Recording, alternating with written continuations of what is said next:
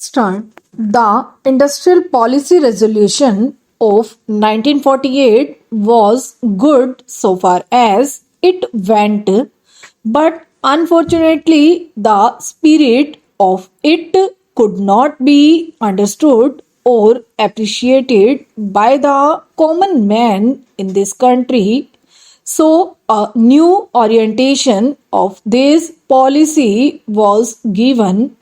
and the Honorable Prime Minister, after his return from China, publicly declared that the future policy of the country, or rather the future pattern of society, will be the socialist pattern.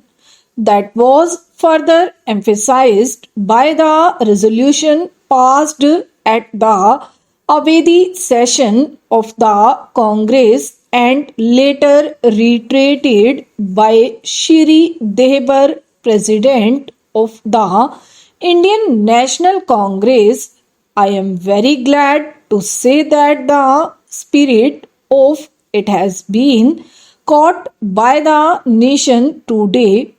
If I may say so, the nation has taken up the challenge for securing the socialist pattern of society. It behoves all sections, both inside this house as well as outside, without having mutual recriminations, to try and propagate in a sincere manner and establish the socialist pattern of society indicated by the statements of the great leaders of our country. It may be relevant and pertinent if I refer to a few sentences from the memorandum presented on the 4th June 1939 by our Prime Minister, who was the chairman of the All India Planning Committee, which came into existence when there was provincial autonomy in the provinces.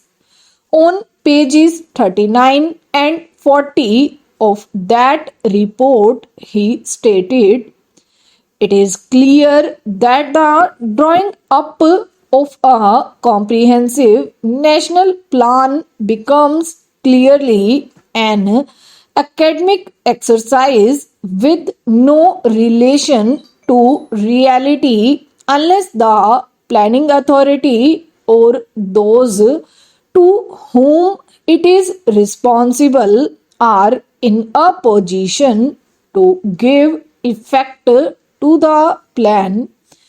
If this authority is powerless or circumscribed or restricted and has limited activities, it cannot plan. An essential prerequisite for planning is thus complete freedom and independence for the country and removal of all outside control. This implies that the country possesses in itself full sovereign authority to take any measures, adopt any policies, and form any relations with other countries as may seem best to its governing authority in the interests of the country and its people. National independence is thus an indispensable preliminary for taking all the steps that might be found necessary for carrying out the 5-year plan in all its various aspects throughout the whole country. At the present moment, it is clear that not only have we in India no national independence, but We are hedged in and obstructed by numerous restrictions, limitations, safeguards, and reservations which block the path to planning and progress. Our plan for national development must therefore be drawn up for a free and independent India. Thanks to the sacrifices made by millions of our countrymen and countrywomen under the leadership of the father of the nation, Mahatma Gandhi, we have today secured complete sovereign political independence at a time when the nations of the world were engaged in the bitterest struggle using all the weapons of destruction.